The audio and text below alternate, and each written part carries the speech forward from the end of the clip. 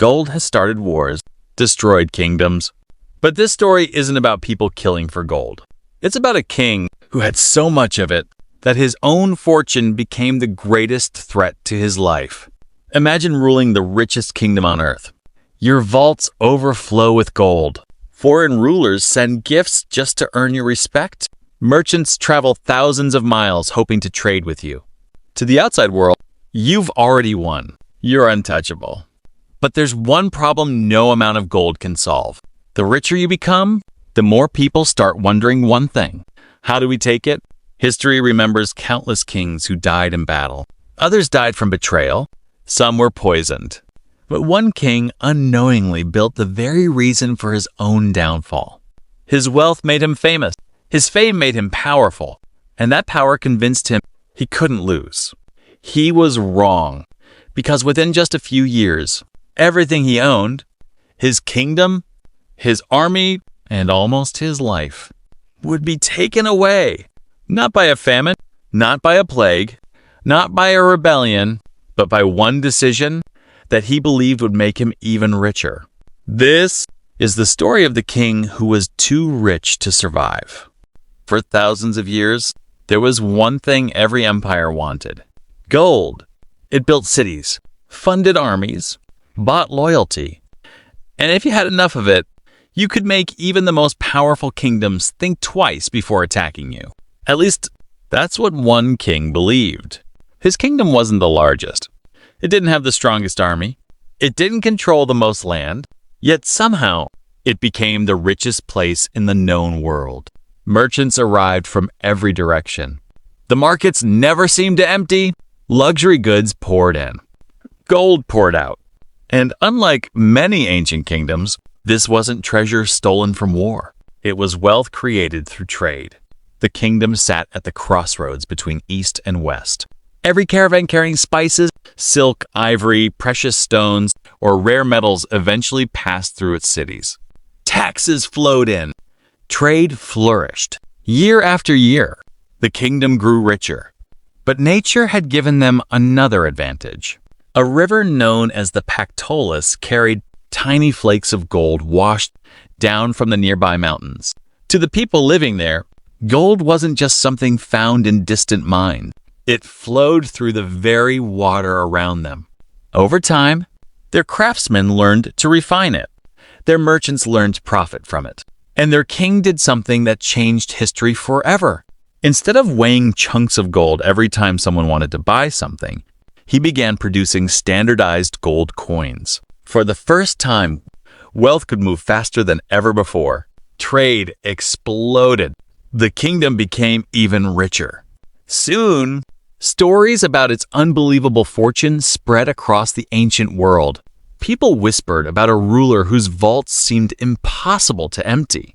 A king so wealthy that his name itself became a symbol of unimaginable riches.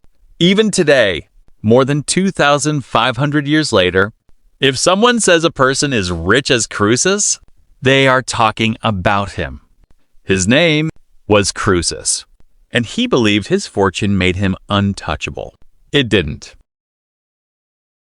Croesus had everything a king could want: power, loyal subjects, a treasury overflowing with gold. But the more successful he became, the more dangerous the world around him became. To the east, a new empire was rising. Its ruler wasn't born into luxury. He earned every victory on the battlefield. His name was Cyrus. King after king fell before him. Cities surrendered. Kingdoms disappeared. Soon only one great power stood between Cyrus and complete control of the region: Lydia. Croesus had heard the stories. Some of his advisors urged caution. Others believed Lydia's wealth could fund an army no enemy could defeat.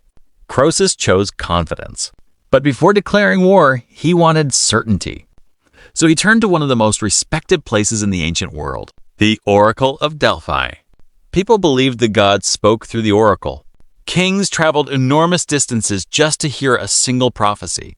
Croesus asked one question: if I go to war against Persia, will I win? The answer seemed impossible to misinterpret. If you cross the river, a great empire will fall. To Croesus, That sounded like victory.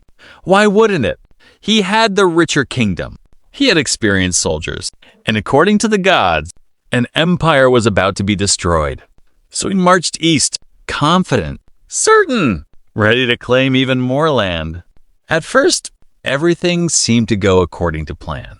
His armies met the Persians. The fighting was fierce. Neither side gained a decisive victory. As winter approached, Croesus made a decision that would define his life. Believing the campaign was over for the season, he sent much of his army home. He planned to rebuild his forces and finish the war the following year. It was a mistake. Cyrus didn't wait. Instead of retreating, he did the unthinkable. He chased Croesus fast, before Lydia could prepare, before reinforcements arrived, before anyone expected another battle. Within weeks, the Persian army stood outside the Lydian capital of Sardis. Croesus had expected months. He got days. Everything he had spent a lifetime building was suddenly hanging by a thread. And all the gold in the world couldn't buy him the one thing he desperately needed: time. The siege didn't last long.